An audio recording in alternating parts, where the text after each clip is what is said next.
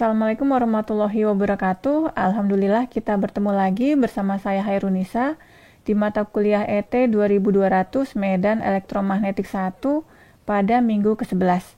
Pada minggu ini kita akan membahas gelombang datar pada medium bukan udara. Di minggu yang lalu kita telah mempelajari hukum Maxwell pada medium bukan udara, dan di video kali ini kita akan mempelajari penurunan persamaan gelombang datar pada medium bukan udara dengan menggunakan persamaan pada hukum Ampere dan Faraday. Di sini kita akan membandingkan antara hukum Maxwell di udara dan bukan di udara dan menggunakan perubahan tersebut pada persamaan gelombang datar.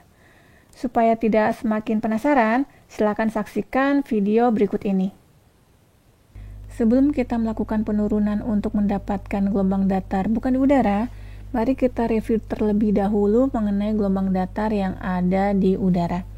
Harus kita ingat, pada saat kita berbicara mengenai gelombang datar, maka kita berbicara dengan gelombang pada saat sumber gelombangnya berada di tempat yang sangat jauh, sehingga nilai dari rapat muatan maupun nilai dari rapat arus kita set menjadi sama dengan 0. Dan pada saat kita menurunkan persamaan gelombang datar di bab 2, kita menggunakan hukum Faraday dan juga hukum Ampere.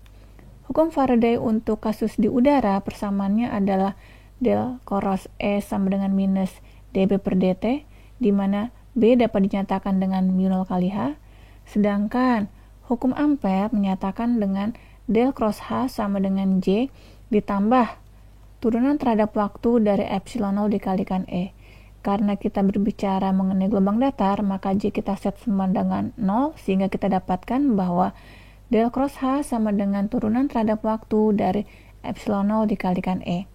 Harus kita ingat, pada saat kita melakukan penurunan gelombang datar, kita menggunakan hukum Maxwell dalam bentuk fasor, sehingga bentuk fasor dari hukum Faraday dapat kita tuliskan menjadi del cross fasor dari E sama dengan minus J omega mu0 dikalikan fasor dari H, sedangkan bentuk fasor dari hukum Ampere dapat kita lihat sebagai berikut.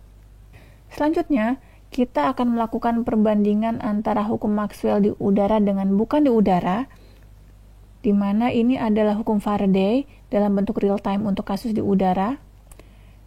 Ini adalah hukum Faraday untuk kasus bukan di udara. Ini adalah bentuk fasor untuk kasus di udara. Dan del cross E sama dengan minus J omega dikalikan mu dikalikan dengan fasor dari H adalah hukum Faraday bentuk fasor untuk kasus bukan di udara. Untuk hukum Ampere kita dapat lihat persamaannya seperti pada slide, dan untuk kasus bukan di udara hukum Ampere dapat kita lihat seperti ini. Dan sekarang mari kita lihat bentuk fasor dari hukum Ampere di udara. Dan sekarang bentuk fasor dari hukum Ampere bukan di udara, dan jika persamaan ini kita sederhanakan akan kita dapatkan bentuk bahwa sigma ditambah J omega epsilon dikalikan E adalah sama dengan del cross H. Sekarang kita akan melihat perbandingan antara hukum Faraday di udara dan bukan di udara untuk bentuk fasor. Dari sini akan kita lihat bahwa nilai mu0 akan diganti menjadi mu. Sekarang mari kita perhatikan untuk hukum Ampere bentuk fasor, di mana yang terjadi adalah J omega dikalikan epsilon 0 berubah menjadi sigma ditambah J omega epsilon, yang artinya epsilon 0 akan diganti menjadi epsilon dikurangi J dikalikan sigma per omega. Sekarang kita akan melihat persamaan gelombang datar. Untuk gelombang datar yang merambat ke arah sumbu Z positif dan posisinya ada di udara, maka persamaan bentuk fasornya adalah sebagai berikut, di mana beta merupakan konstanta fasa, dan J beta itu sendiri besarnya adalah J dikalikan omega dikalikan akar dari epsilon 0 dikalikan dengan mu0. Untuk kasus gelombang yang merambat bukan di udara, maka mu0 harus kita gantikan dengan mu, dan epsilon 0 kita gantikan dengan epsilon dikurangi J dikalikan dengan sigma per omega, maka kita akan mendapatkan persamaan sebagai berikut. Nah, dari sini akan kita lihat bahwa ada perbedaan yang sangat mendasar antara persamaan yang berwarna kuning dan persamaan yang berwarna hijau. Untuk yang berwarna kuning, dia merupakan bilangan imajiner murni, sedangkan untuk persamaan yang berwarna hijau, dia merupakan bilangan kompleks. Nah, sekarang akan kita lihat pengaruh dari bilangan kompleks ini terhadap persamaan gelombang datar dalam bentuk fasor untuk gelombang yang merambat bukan di udara.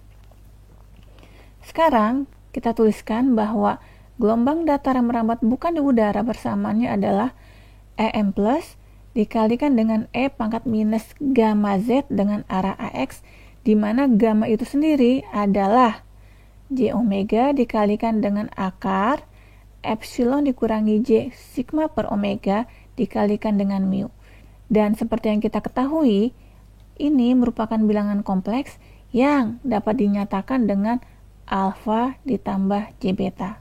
Dari video tadi, kita sudah mengetahui bahwa konstanta propagasi dari gelombang datar yang merambat bukan di udara merupakan bilangan kompleks.